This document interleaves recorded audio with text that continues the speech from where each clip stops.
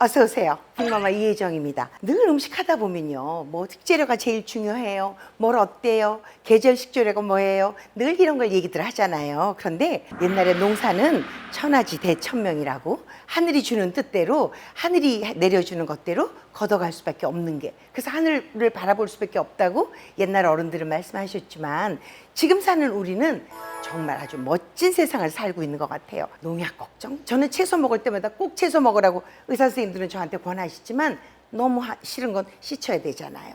뭐 이런 모든 것들을 해결하는 스마트팜이라는 게 이런 거래요.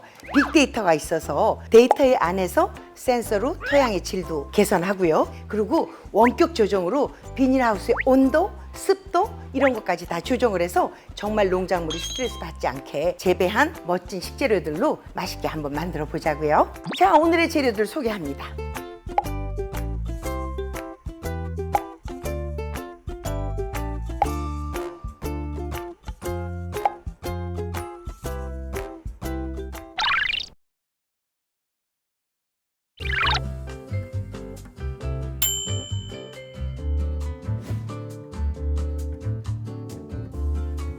첫 번째 소개할게요. 정말 이 토마토는 제가 이 토마토 없었으면 나 요리 선생 어떻게 했지? 하는 그런 식재료인데, 더군다나 오늘 제가 좋아하는 이 토마토가 이제는 걱정하지 않고 안심하고 먹을 수 있는, 정말 그냥 옷에 쓱 닦아서 우리 옛날 할머니 밑에 클 때 먹었던 그런 것처럼 농약 걱정 안 하고 이런 거 다 또 데이터 안에서 그 통계적으로 믿고 먹을 수 있는 영양 성분을 가지고 있는 이런 걸 먹을 수 있다고 하니까 제가 오늘 토마토 장아찌를 하나 알려 드릴 텐데요. 이렇게 토마토를 놓으시고요. 크기에 따라서 이렇게 잘라갈게요. 자, 이 부분에 요거는 잘라낼게요. 이렇게. 이게 조금 두터우면 말리기는 시간이 걸리고, 얇으면 조금 말렸을 때 바삭해져요. 그러니까 그 두께 정도만 잘 생각해서 그냥 가세요. 자, 이 1kg에 300g 정도의 설탕을 여기다 재일 거예요. 이렇게 해서 절여놔요. 이렇게 해서 랩 딱 덮어서 냉장고에 넣지 않으셔도 돼요. 실온에다가 랩을 덮어서 한 반나절 정도 두시면, 제가 미리 이렇게 준비했어요. 이렇게 주스가 생기면서 이렇게 되죠. 굳이 뭐 몇 시간을 절여야 돼 그런 거 아니에요. 이 토마토는 설탕의 수분을 빼내기 위한 거니까 그냥 수분이 어느 정도 나왔을 때 이렇게 빼내면 되는데, 저는 이렇게 설탕 절일 때 사실 제일 걱정이 농약이 녹아 나오면 어떡하지? 이거는 그런 걱정 안 하셔도 돼요. 자, 이거를 이렇게 해서 저는 실제 말릴 거예요.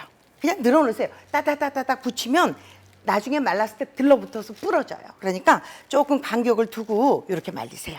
이렇게 해서 지금은 저는 58도에 맞춰놨네요. 이 온도에서 7시간. 이렇게 말랐어요.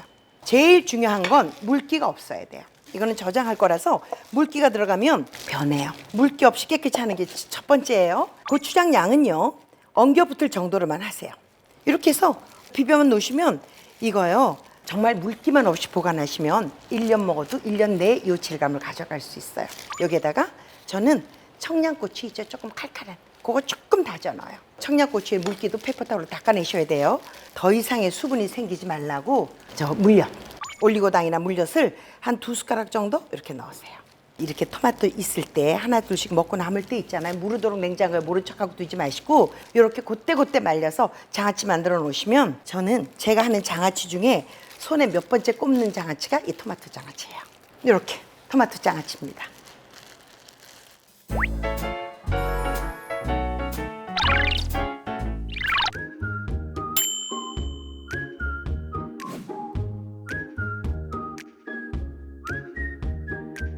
자, 이번에는 보기만 해도 생각만 해도 면역력이 막 생기는 것 같은 오늘 그런 식재료인데요. 요거를 새싹쌈이라고 하더라고요. 그리고 요거를 산양삼이라고 하는 분도 계시는데, 이 새싹쌈 안에 얼마나 많은 사포닌이 있게요.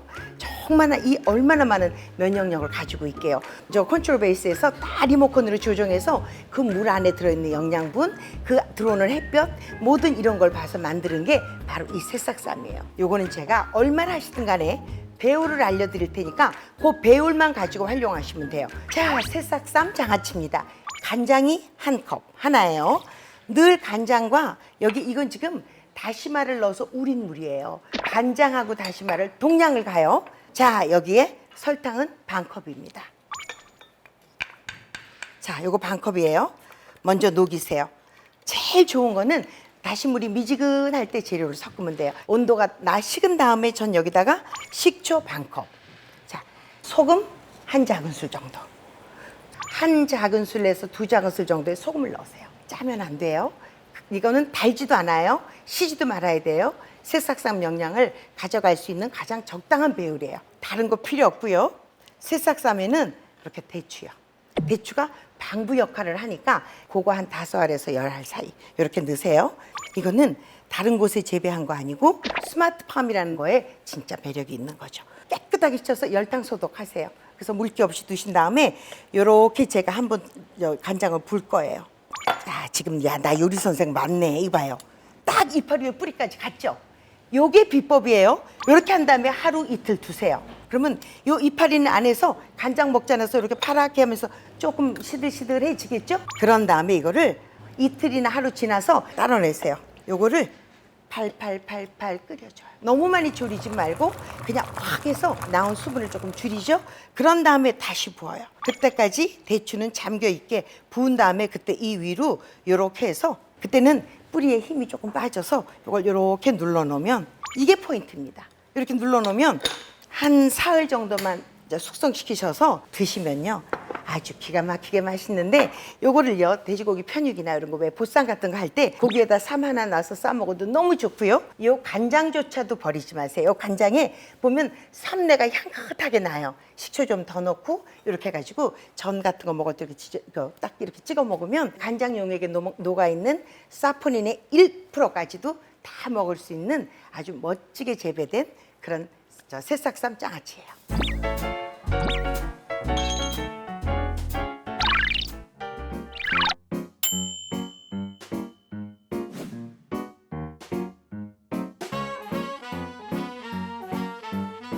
자, 이번엔 딸기입니다. 딸기가 어쩌면 세상에 비닐하우스 안에서 온도 조절하지, 습도 조절하지, 햇볕력까지 조절해 가면서 이렇게 자라니까 정말 겨울 한겨울에 이 맛있는 딸기 이걸 먹을 수 있잖아요. 그런데 딸기 그러면요 저는 늘 빛깔을 보게 돼요.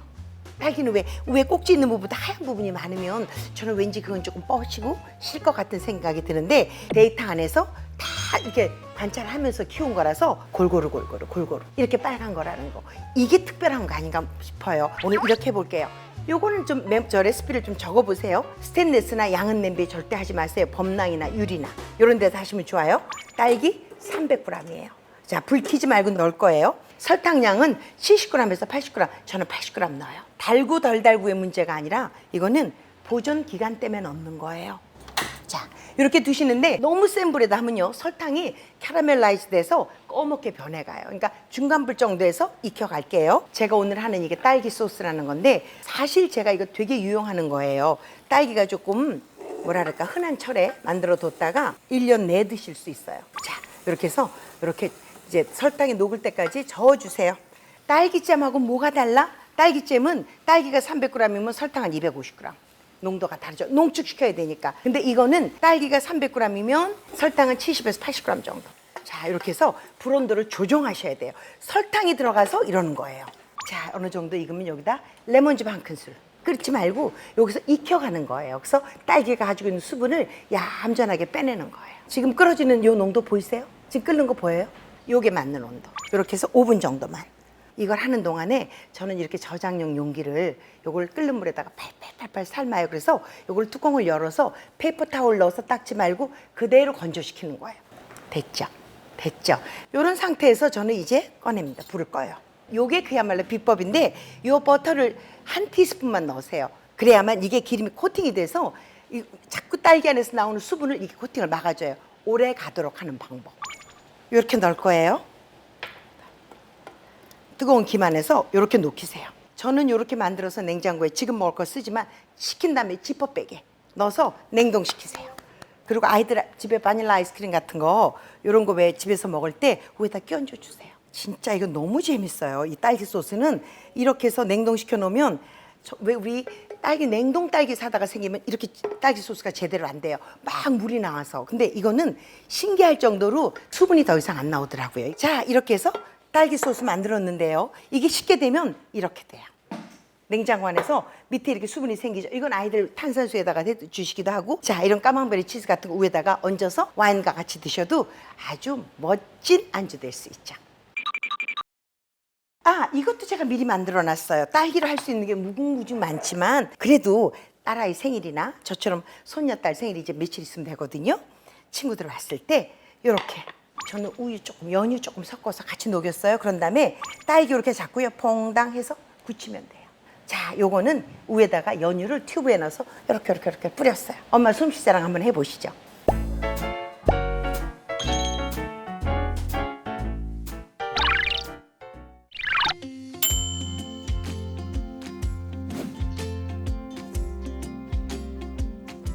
이번에는 상추예요. 여름 되면 이 상추 잎에다가 밥 한 숟가락 나서 뭐 보리밥도 좋고 흰밥도 좋고 정말 보루물이 팍 패이도록 싸먹는 우리의 그 복상추쌈.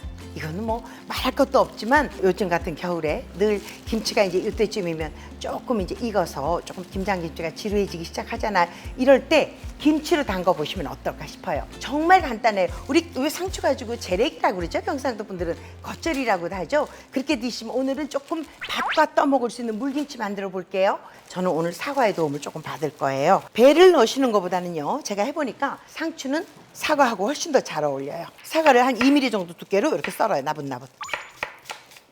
자, 이렇게 해서 사과는 이렇게 놓으세요. 상추는요, 아예 김치통이 있으면 이렇게 놓으세요. 그냥 너무 이렇게 순서 생각하지 마시고 이렇게 해서 사과 이렇게 넣으세요. 물 양은요, 그냥 본인이 원하는 대로, 아, 난 물김치로 할 거야 그러면 물량을 늘리시면 되고, 자작김치 있잖아요. 그죠? 국물 좀 이렇게 떠먹을 수 있는 그런 김치 하시면 물량을 줄이시면 돼요.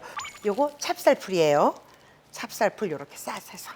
상추는 굳이 찹쌀풀을 무겁게 할 필요는 없어요. 일단 여기다가 저는 소금 소금량은 한 큰술 정도 이렇게 넣으시면 될 것 같아요.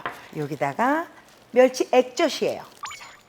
찹쌀풀 풀고요. 멸치 액젓. 그러니까 멸치 액젓이 들어가서 될 간을 감안하시는데, 상추는 이파리가 굉장히 얇아서 빨리 절여지는 거 뭐 염두에 두셔야 돼요.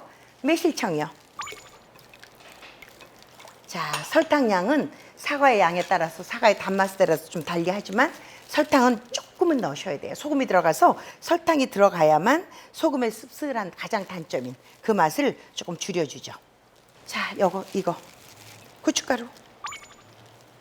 마늘 넣지 않아요. 상추는 굳이 마늘까지 넣어서 발효시킬 이유가 없어요. 그래서 이렇게 해서 자작자작하게 그냥 이렇게 넣어 놓으시면 이 안에서 하루 정도 지나서 드시면 돼요. 넣는 건 냉장고에 바로 넣으세요. 먹는 건 냉장고 안에서 하루 지난 다음에 드세요. 많이 주물리지 말고 많이 치대지 마세요. 이렇게 그대로 냉장고 안에서 하루 보관해요. 완성입니다.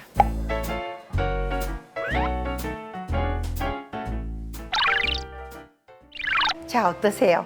이런 멋진 식재료들로 오늘 상 한번 차려봤어요. 토마토 알잖아요. 상추 알잖아요. 우리 딸기 알지만 그 성분이 어떻고 자란 과정이 어떻고 믿음이 확실히 갈 수 있는 정말 우리의 가장 중요한 먹거리들. 이제는 이런 멋진 기술로 여러분 앞에 갈 수 있다는 거, 이거 정말 행복한 일이라고 생각하고요. 안심하시고 스마트팜 농법으로 재배된 농산물이라면 어떤 주저함도 없이 덥석 가져오시면 돼요.